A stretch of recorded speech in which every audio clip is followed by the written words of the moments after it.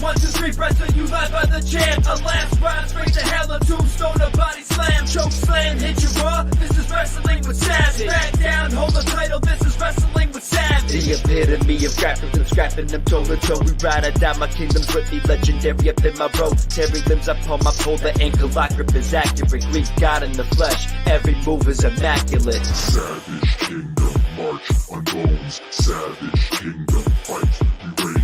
Savage Kingdom, march on bones. Savage Kingdom, fight, we reign. I be the king of the ring, the mightiest force to be reckoned with. The unstoppable, immovable manager, cause an exodus of other voices making money choices and wins. PG era is dead, the savage era begins. Red and green, 1, 2, 3, wrestling you live by the champ. A last ride straight to hell, a tombstone, a body slam. Choke slam, hit you raw, this is wrestling with Savage. Back down, hold the title, this is wrestling with Savage. The real boss of all bosses, pile drivers, hip tosses. We holding multiple titles while you keep stacking up losses. Lost a talent that flosses, y'all can't even present a match. I'm Minotaur in his army, breaking backs upon the mats. Savage Kingdom, march on bones. Savage Kingdom, fight, we reign. Savage Kingdom, march on bones. It's Wednesday night, and you know what that means. It's time to talk about AEW. Welcome to Wrestling with Savage. Big shout out to the Savage Kingdom, everybody that's been watching, liking, sharing, subscribing, and all that good stuff. But you're here. Let's get right into it with the AEW weekly review. We have Rampage and Collision to talk about. We're kicking off with Rampage. Jeff Jarrett and Jay Lethal picking up the win in their three-way tag match against Undisputed Kingdom and the Private Party. Mina Shirakawa was in action. She defeated Missa Kate in a pinfall. Big win for her, I guess, right? Well, not really, because nobody's ever heard of that other person. Here's some shots of the action there. We had the Grizzled Young Veterans. Great match here. They defeated the Outrunners very convincingly, and I expect the Grizzled Young Veterans to have a lot of success in AEW. Some shots of the action there. Nyla Rose was also scheduled to be in action, and she defeated Amina Belmont via pinfall. Nia Jax picking up more momentum as she had an opportunity set up already that would happen tonight on Dynamite. We'll get into that later. Is she it? Is Nyla Rose the new AEW Women's Champion? Stick around and find out. Konosuke Takeshita defeated the Beast Mordos, Commander, and Leo Rush in this fatal four-way matchup. He, of course, always looks good when he's in action. Takeshita is the Omega. He's the Alpha. He's whatever you want to call him. He is that damn good. I expect this man to have a world championship run in the future. Mark my words. Won't happen this year, but I believe 2025 will be the year Takeshita makes that breakthrough and separates himself from the pack. It's a short list of people that are going to be world champion. I feel like Takeshita should be on that list. Moving on to Collision, they kick off the night with a trios match. And, of course, the conglomeration with their never-ending. They're like the NWO. They get a new member every week. This week, it was Hologram helping them out. And, of course, they pick up the win because Hologram's on a big winning streak. They're not going to let him lose. I'm excited to see him on Dynamite some more. I wonder when that's going to happen. There was some other matches that they didn't really advertise either. Okay, the Gun Club was in action. Of course, they picked up the win against some scrubs. Undisputed Kingdom taking on FTR. FTR staying good on TV, not losing, picking up the win there. Some shots from the action. Ishii took on Kyle Fletcher, and this was actually a very good match, hard-hitting, physical, and I'm just biased because of Kyle Fletcher. He's so damn good. He's really wrestling right now better than I've ever seen him in New Japan. He's faster. He's smoother. He's reminding me of someone. I can't really put my finger on it yet. I mean, he looks like a faster version of the Dynamite Kid. This guy is quick, great hands, great presence, and my God, he has a good look. He looks like he's right out of an anime. I love it. Commander loses to Buddy Matthews, who is on Collision, picking up the win and gaining some momentum. What are we going to do with Buddy Matthews? Is he a guy that can break free? I feel like his wrestling is up there with anybody. I feel like he can wrestle as good as Pac or anybody else, but personality-wise? Does he have what it takes to make that transition from nobody to somebody? What's up, Gianna Forever? If you're still here, we appreciate you stopping by for this quick AEW weekly update. We had another fatal four-way match. Queen Aminata, Shida, Serena Deeb, and Thunder Rosa were in action, and Queen Aminata picking up, in my opinion, this was Shida. Shida picked up the win here.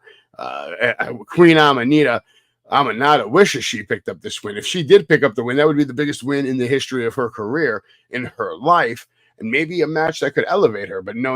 We're not focused on that. We're focused on Shida. Shida has to look good because she's taking on the world champion at the upcoming pay-per-view, where I'll be giving you my predictions in just a few minutes. A shot at all four ladies competing in this match here. Was a good match. Thunder Rosa looked good, but Shida picking up the win was the right move. They did it the right way. Moving on to Dynamite, which took place tonight. There's a look at your card. It was a little boring, a little lackluster at times. It kicks off with Daniel Garcia speaking. He was talking a lot of trash about MJF, calling him out about his fake hair, calling him out about all kinds of, traits and things that are just wrong with his personality. MJF, of course, was there, but he was in the crowd, had his private little section ready to go, had wine, he was being served. I liked it. And Daniel Garcia was dumb enough to take the bait, chase after this man, and was met with a bottle of wine to the head, as you can see from the picture here. We'll make it bigger so you can see Daniel Garcia busted open as MJF was enjoying himself, even giving him a kiss on the head, giving him some love, even tasting the blood. And he is one sick, what. He really enjoyed himself here. I thought that was okay. Was it really necessary? I don't know. It was okay. If MJF ends up losing that match, then that was shit. MJF needs to win the match after a segment like that where he was Herb and Daniel Garcia.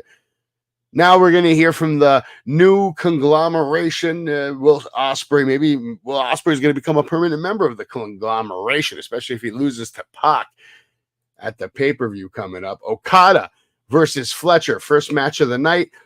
Match of the night, in my opinion. Okada, absolute brilliant performance, was able to pick up the win against Kyle Fletcher. I thought Kyle had it many times. Like I said, this guy's looking better and better every time I see him on TV, performing at an insane level. He's just as good as Will Ospreay, just as good as Pac. This guy is the real deal. We'll see if his personality can help push him to another level. We see this brain buster on the ring apron, which was a thing to behold, but Okada, just with the sketchy, manipulation of the referee, was able to get a cheap shot in. And then, of course, his finisher, the Rainmaker, and he put down Mr. Kyle Fletcher. Okada looking good on Dynamite tonight. And Takeshita would show up to help Fletcher because Okada was going to, I think he was going to really hurt Fletcher. Takeshita did not let that happen. He wants that title. Swerve, Prince Nana. Earlier in the week, they made Swerve's dreams come true when they were able to secure ownership of Swerve's old house where he used to live with his mother, and they fell on hard times. And because, they couldn't keep up with the bills, they lost the house in a foreclosure, and Swerve, so many years later, was able to get that house back. Good moment for Swerve, coming full circle, able to do something like that for his family. And, this would play a major role in the show later tonight in the best segment of the night, which was at the end of the night, which we'll get to shortly. Robin Renegade took on Jamie Hayter. Obviously, no surprise there. Jamie Hayter is already 1-0 this year. She's coming out. She's not losing this match, and she took care of Mrs. Renegade in quick fashion. Hook confronts Mr. Oh, God. This was actually good. This was a good interview over here. Roderick Strong did a good job of basically playing it off like he doesn't even give a shit about that title. Roderick Strong is a player. That's all I'm going to say. Keep your eyes on Roderick Strong. Moxley, Schleifer would show back up and they would have some words. Moxley had a little moment with Perry. He said, "I don't care what anybody says about you. You're a great kid." Setting up a future rivalry there. Jack Perry didn't look too thrilled with that comment, and the Bunks were kind of just like sitting back like, "You really just say that?" Moxley was headed to the ring because, of course, he has some words for us, and we didn't really get any answers. I thought we were going to get some kind of answers to what happened last week, and that was not the case. Instead, we got him asking for Darby Allin, says he wants to talk to Darby Allin, and that was it. He got out of the ring. Moving on to Jericho, who does more of what Jericho does. Talk. Yep. The learning tree, but that's how you learn. You got to listen. So if you missed it, go back and listen. You might learn something from the Ocho, the learning tree. Chris Jericho. Mariah May defeated Nyla Rose in her first defense for her women's championship. No surprise there. This was actually a nice, slow, old school, kind of methodical, physical match that had the absolute correct result, which was Mariah May looking phenomenal, beating up Nyla Rose all over the place. Some nice spots, some creative shots, beautiful power driver, Storm Zero. And then, of course, the win. And then the taking advantage of the ring time and the TV time. Let's take a moment here to appreciate our AEW Women's World Champion, Mariah May, because she is glamour. I mean, she really is. Look at her. She's really taking advantage of that TV time. You got to love to see it. You got to love to see that instant success. We got a promo from the Virtuosa who told us that, her best times are coming up. Like a lot of artists, you have to really pay attention to their work to see the greatness. And Deanna has got some greatness planned for AEW. I think she's a future AEW Women's World Champion. Her wrestling is as good as anybody on the roster, if not better. Let's see about the live mic, but the promo was good. Deanna taking on Shida, announced for Collision. That I like, but I don't like because I feel like Shida is definitely going to win that match because of what's going on with her and this overpaid talent, Mercedes Money, and they have a match coming up. Mercedes will talk a little bit, but I thought Shida kind of stole the show here, but at the same time, she also just stole Okada's deal. She said, I speak English. I see you at pay-per-view, bitch. Yeah, she called Mercedes a bitch, but I'm okay with that. I'm okay with that. We got a little promo here from the Young Bucks, from the Elite Jack Perry. They have plans to make sure that Bryan Danielson does not walk out of that pay-per-view champion. Speaking of him, he would come out, join the commentary team for the next match, would be the new and improved conglomeration over here with the addition of Will Ospreay, taking on the Trios champions, Pac, Wheeler Yuta, and Claudio Castagnoli. And this would be the main event. Will Ospreay, of course, the center of attention. And this was actually a really good match, but I still think the Okada match was the match of the night. I love how Pac got his own entrance. They want to make him feel important. They don't want him to be part of the Blackpool Combat Club. Pac is his own entity. He's a future world champion. He's on that list, that short list of future AEW world champions from dudes that are on the roster, and he is that damn good. He has the character, he has the wrestling, he has the body, he has the mentality. If he could stay healthy and keep his passport and green card good, Pac is going to have a lot of success in the next 5 years, and I can't wait to see it. A lot of action here in this matchup, but no surprise here. The newly crowned Trios champions were not going to lose tonight. Will Ospreay and Pac made their rivalry even more personal, beating the holy shit out of each other pretty much throughout the arena. After about 10 minutes, they weren't even part of this match anymore as they made their battle very personal all over the place, taking it off the stage, taking it backstage. And, of course, without Will Ospreay, Claudio, Wheeler Yuta, they moved in on the conglomeration leftovers and took care of business, picked up the win. The Young Bucks came out and they started beating the hell out of the Blackpool Combat Club, which led to Bryan Danielson joining the party, and then they beat the hell out of him. Bryan Danielson would make a little comeback here, and he was about to destroy Jack Perry with a steel chair, but the Young Bucks made the save, weren't going to allow that to happen. And while all that's happening, Will Ospreay and Pac were going to war in the back. Pac there with a brain buster on that, I think that equipment box over there that they keep equipment in. That is not an easy box to land on. That is very hard, and that hurts. Just know that hurts. Pac doing a good job, though. I liked it.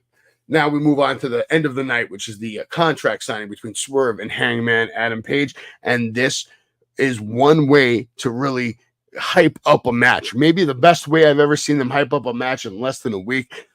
I mean, they just had the pay-per-view. They only had like less than 2 weeks. to promote this next pay-per-view, but my God, did they do it.